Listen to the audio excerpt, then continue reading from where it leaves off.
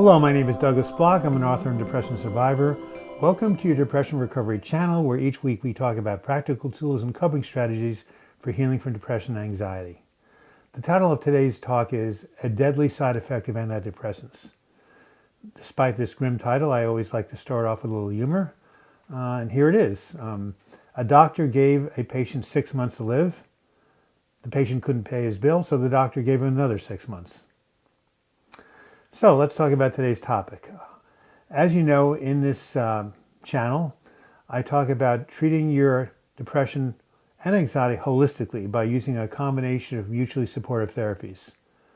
One of the most common therapies used is the taking of an antidepressant, which is the treatment of choice for most psychiatrists and family doctors.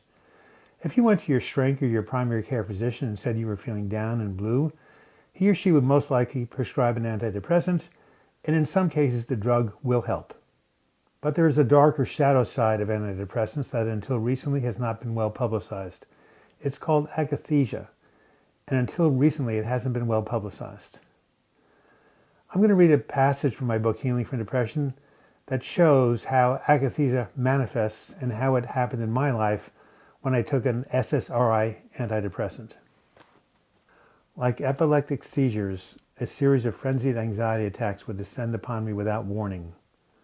My body was possessed by a chaotic, demonic force, which led to my shaking, pacing, and violently hitting myself across the chest or in the head. The word agitation was the closest I could come to describing the feeling of wanting to jump out of my skin. To give you a second example of akathisia, I want to refer to a New York Times article that just came out. It was called "Lawsuit Over a Suicide Points to a Risk of Antidepressants."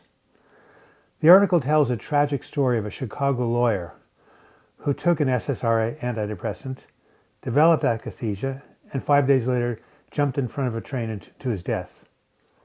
The night before, he was having dinner with his wife, and he was so agitated he was jiggling his legs under the table and could hardly sit still.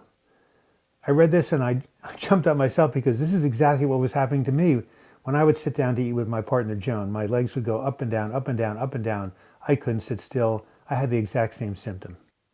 In addition, a nonprofit foundation called MISSD has been created, whose purpose is to raise awareness and educate the public about akathisia and how to prevent it. I went into this much detail in describing akathisia because when I first experienced it in 1996, it was not a diagnosable condition. I remember my psychiatrist telling me, "That's impossible. You can't be this agitated after taking this antidepressant in a small dose only once." But he was wrong. I was agitated. I felt I was going crazy, actually, because first I was crazy, and second, no one would believe me. Yet that agitation almost caused me to jump in front of a bus or leap off of a cliff. Fortunately, as I describe in my memoir, actually not my memoir, my video, How I Cope with Suicidal Thoughts and Feelings, I didn't jump off a cliff because I was afraid of heights. A little bit of dark humor there. But it was only through the grace of God that I actually survived this time because, again, there was nothing that anybody could do about my condition. Many years later, I finally came across an article published by a pharmaceutical company that defined akathisia, warned doctors that it was a possible side effect of antidepressants and said it was a potential risk for suicide. In fact, the drug pharmacist wrote that the symptoms are so distressing that patients may feel that death is a welcome result. Now, what I want to know is what took them so long to get at this information. After hearing me describe the dangers of akathisia, you might think that I am recommending that nobody take antidepressants. This is not true because I have found actually a safe way of trying out antidepressants that greatly reduces the risk of akathisia.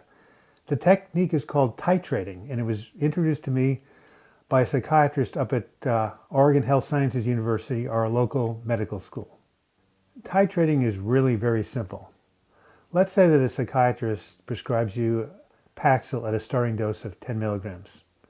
What you do is you get a pill cutter and simply cut it in half. Now you have 2 doses of 5 milligrams. Then you take each of those halves and cut them again. Now you have 4 doses of 2.5 milligrams. So what I recommend is you start at 2.5 milligrams. Now that may seem like an infinitesimal dose, but there are some people who are so sensitive that that still may have an effect. Take it 3 or 4 days. If you don't feel any negative side effects, go up to 5 milligrams. Do that for 4 more days.